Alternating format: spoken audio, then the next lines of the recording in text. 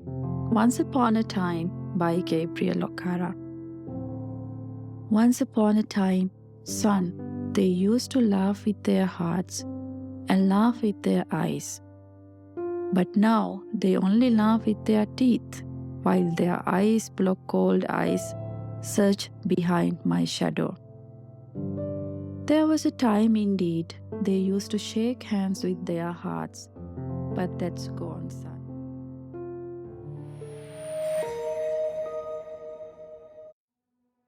Once Upon a Time by Gabriel Ocaranza.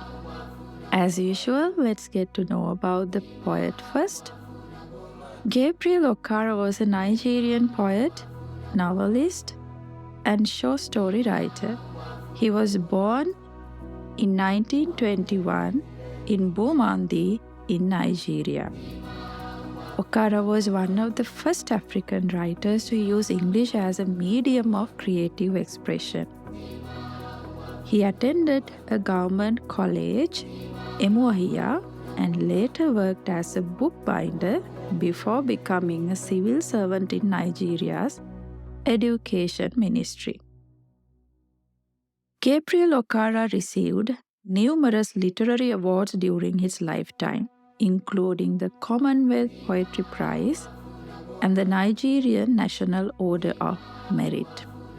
He passed away in 2019 at the age of 97. Gabriel Ocaranza's poetry often explored the themes of identity, nature, and the tensions between tradition and modernity. In his early poetry, he celebrated the beauty of nature and the importance of traditional African values.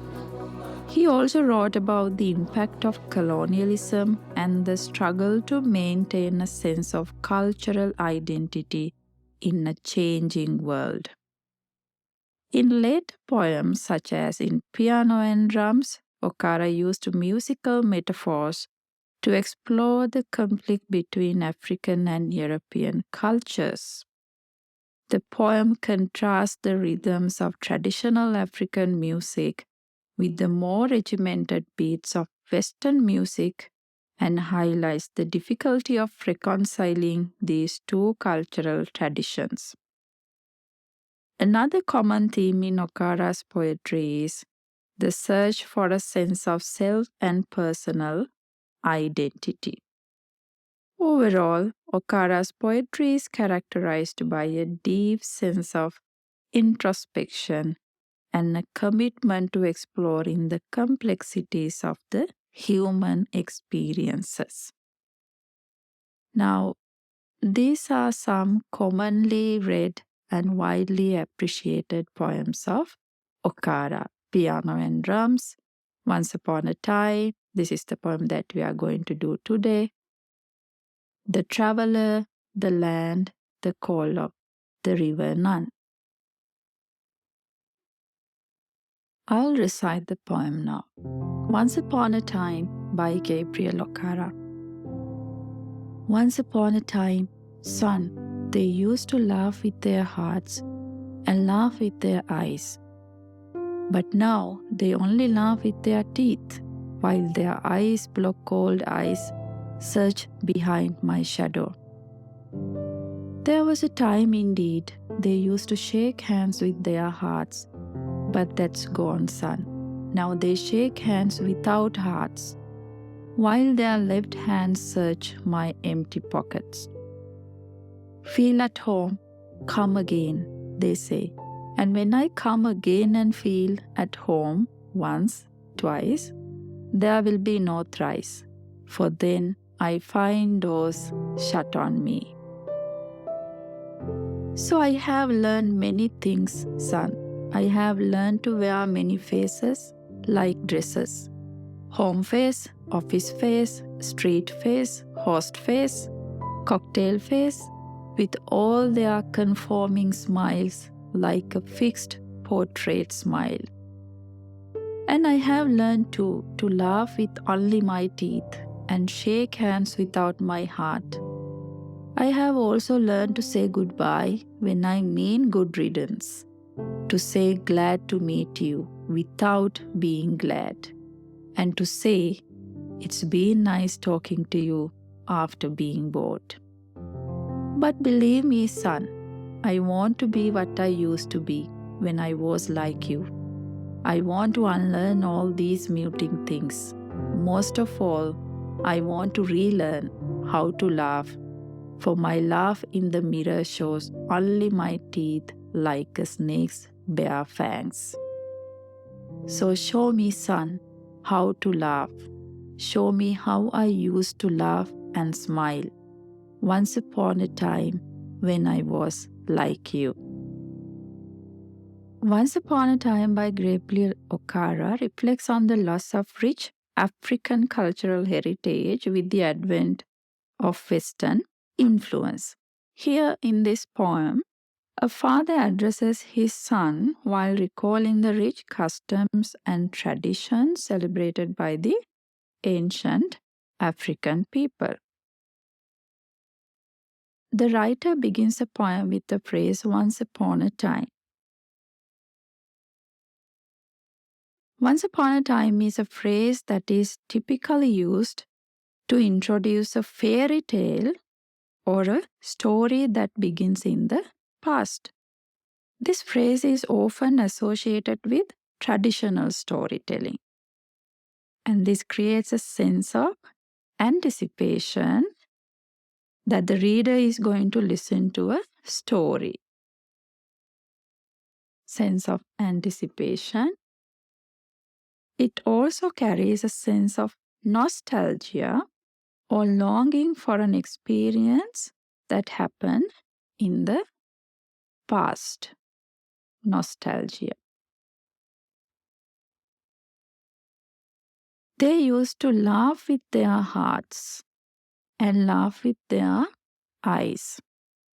Here the phrases laugh with their hearts and laugh with their eyes suggest how the ancient African people used to express their emotions in a very genuine and unguarded manner. They laughed with both their hearts and eyes. It signals a deep sense of joy and contentment. Then the writer says, but now they only laugh with their teeth. Laugh with their teeth is quite the opposite. It can be hypocritical, pretentious, and at the same time unpleasant. While their eyes block cold, I search behind my shadow. Here, eyes block cold eyes is a figurative phrase, and this means the person's eyes are extremely cold, distant, and unemotional, as if they were made of ice. This is a nice example for a metaphor as well. The writer here compares the ancient people that are with the modern African people who are influenced by the Western way of life. People can be unapproachable, unfeeling, or detached from the others and situations. Search behind my shadow is also another figurative expression. This simply suggests the mistrust of the people whom the father or here the speaker interacts with. Then in the second stanza, the writer says the ancient people shake hands with their hearts. This is once again a figurative phrase to suggest that the people interacted with others in a warm, sincere, and friendly way. Here, hearts can be taken as a metaphor to emphasize the value of human connection, warmth, and empathy in the ancient African society. But that's gone, son. This sounds the disappointment in the father. Now they shake hands without hearts. Shaking hands without hearts once again directs to the missing qualities of the modern man. Their left hands search my empty pockets. This suggests how modern people try to exploit or gain advantage of every situation and encounter they have with their fellow men. The third stanza begins with two expressions, feel at home and come again. These are commonly used greetings when people visit their friends, relatives, or even strangers. These phrases imply a sense of ease and belonging that allows a person to be themselves and to feel welcomed and accepted by the others. In the modern world, people fear and reject human relationship due to various reasons. They say, and when I come again and feel at home once, twice, there will be no thrice. Then I find doors shut on me. Door is a symbol for opportunities. Here, this can also mean how people are being rejected, discouraged by the fellow human beings, and that can lead humans into isolation and frustration as well.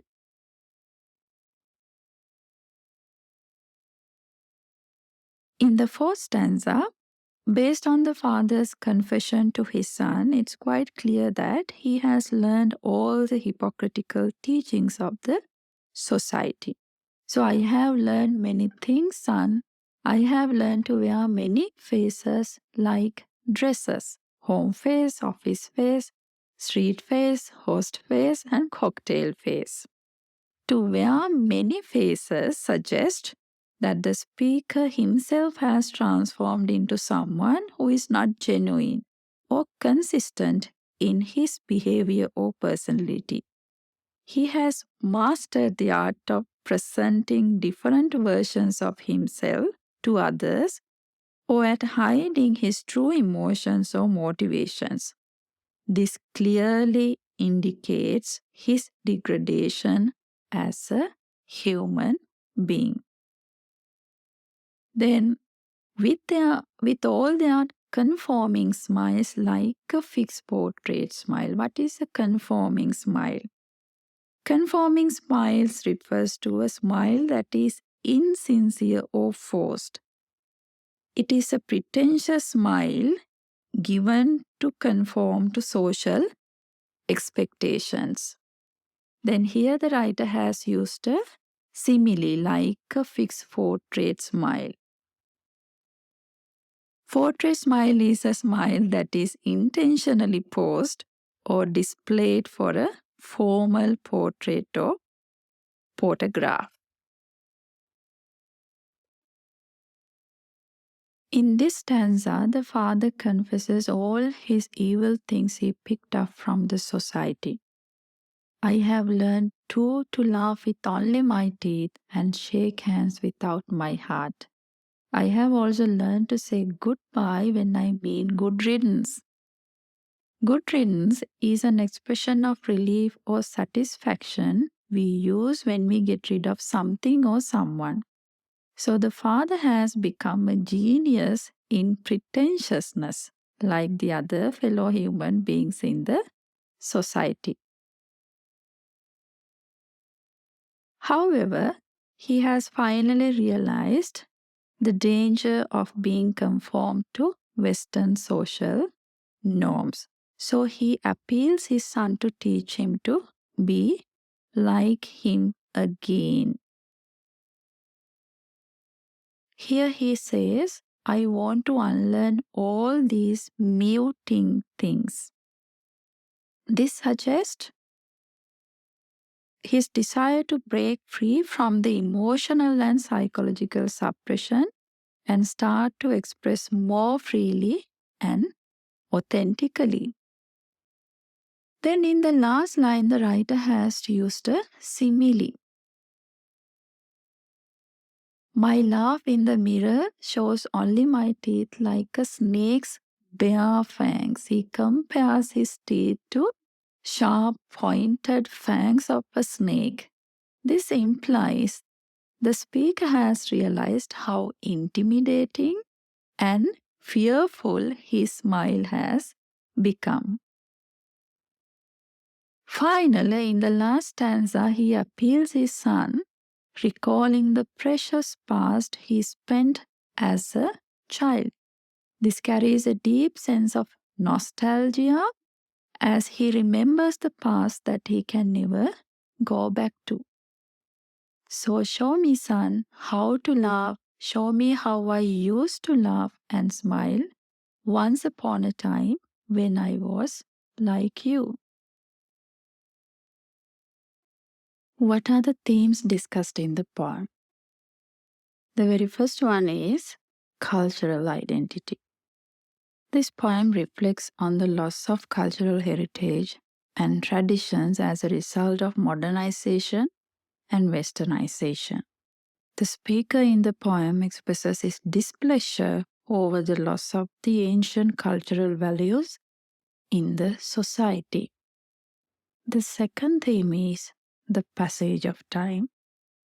This explores the idea of time passing and the changes that take place in the world. The speaker feels a sense of nostalgia for the past and a longing for a time when things were simpler and more authentic. Third theme is the relationship between youth and age. The gap between generations usually creates conflict among the adults and the younger generation. But here, the father seems to be understanding and practical as he seeks out help from his son. The way he addresses his son repeatedly in the poem gives us a clue to the close relationship between the two.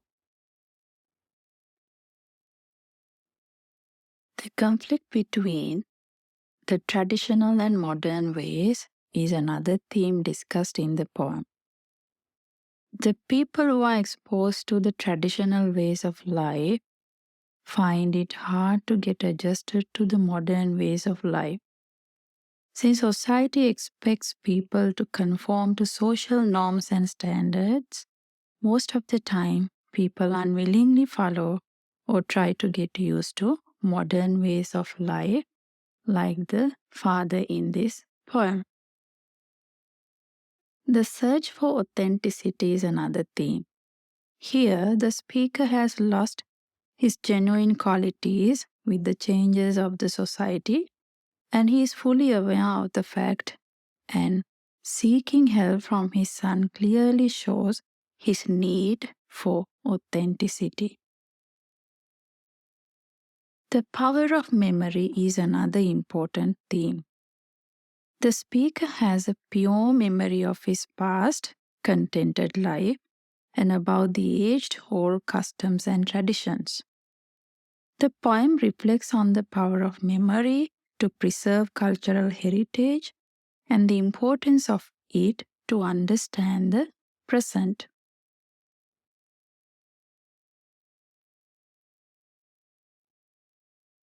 Another theme discussed is the loss of innocence in human beings. Here, the speaker openly admits the loss of human qualities within him. It also reflects his understanding about the loss of innocence and the realization that the world is not as simple as it once seemed. The impact of colonialism is another theme. The displeasure of the speaker over the loss of cultural heritage clearly signals the negative impact of colonization. The last one is the importance of tradition. The poem emphasizes the importance of preserving traditional values and customs as a way of maintaining cultural identity and connection to the past. What are the techniques employed by the writer in this poem, Once Upon a Time? The very first one is repetition. Throughout the poem, the writer has repeated some words and phrases, and I have highlighted these examples, same as the label given here.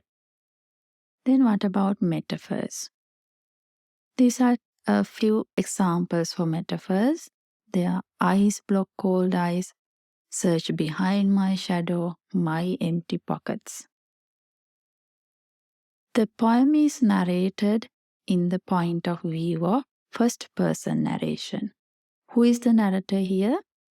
The father is the narrator in the poem. What are the similes used here? There are many phrases like dresses. Then like snakes bear fangs. What's the tone used in the poem? Now, the speaker expresses a deep longing for a simpler time when things are more authentic and connected to their cultural heritage. Throughout the poem, we can feel a sense of nostalgia. So the tone is nostalgic. What are the symbols used here? Here the heart and the doors. These two can be taken as symbols. Now, heart symbolizes human desire for love and connection. Door, especially opening a door, can be a sign of welcoming people or exploring new possibilities. Door shut here can be seen as a symbol for a fear of change and the unknown. Throughout the poem, the writer has used visual imagery, how the ancient people and the modern people greet each other. The writer has employed simple diction. Even the average reader can read, understand, and enjoy the poem. The title is an interesting one, Once Upon a Time. It simply gives an anticipation to the reader. The writer has used blank verse or free verse in the poem. So these are the techniques employed by the writer in the poem Once Upon a Time. I hope you all enjoyed Once Upon a Time by Gabriel Ocaranza. Please make sure to leave a comment after watching the video. We'll see you in the next Booktopia lesson.